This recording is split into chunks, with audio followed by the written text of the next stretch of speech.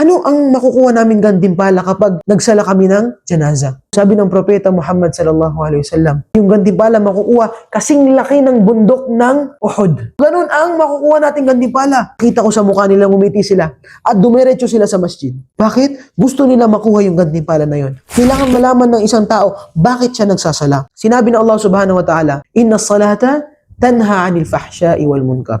Ang sala, pinipigilan niya mula sa mga kasalanan, mula sa mga kalaswaan. Kapag isang tao nagrereklamo siya, sasala naman ako pero gumagawa pa rin ako ng kasalanan. Sinabi ng mga scholar natin na ibig sabihin may pagkukulang sa kanyang sala. Hindi siya nagsasala ng maayos. Hindi yung sala mismo, pero yung quality ng sala. Na yung pagsasala niya ay mabilis na lang, hindi na siya nag-iisip. Tinatapos niya lang, hindi niya iniisip, hindi siya nagsasala ng maayos. At every time na magsasala, hindi niya alam kung ilang rakaan na siya. Sabihin, basta nagsala na ako, okay na ako. Ibig sabihin yung quality ng kanyang pagsasala. Hindi taos puso yung pagsasala, yung presence of mind. Habang nagsasala, hindi niya iniisip na nasa harapan ako ng Allah subhanahu wa ta'ala. Kinakausap ko ang Allah, kinakausap ako ng Allah. Sumasagot ang Allah subhanahu wa ta'ala sa akin. Kapag ang isang tao, alam niya, nasa harapan siya ng Allah subhanahu wa ta'ala, hindi siya magmamadali sa kanyang pagsasala.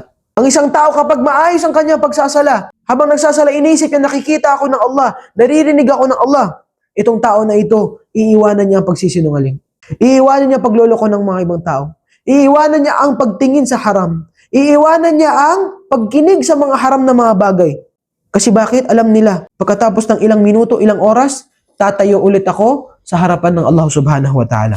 Kung gusto mong mas maintindihan ang Islam, step by step, meron tayong 6 na buwan na kurso dito sa Signify. Tinuturo dito ang mga basic sa Islam na ayon sa Quran at sa sunnah ng Propeta Muhammad sallallahu alaihi wasallam. Para sa mga born Muslim, mga balik Islam, mga bata, matanda, lalaki man o babae. Kaya i-click na ang link sa description o i-message ang page sa Signify. Buuin natin ang pundasyon natin sa pananampalataya natin. Wassalamualaikum warahmatullahi wabarakatuh.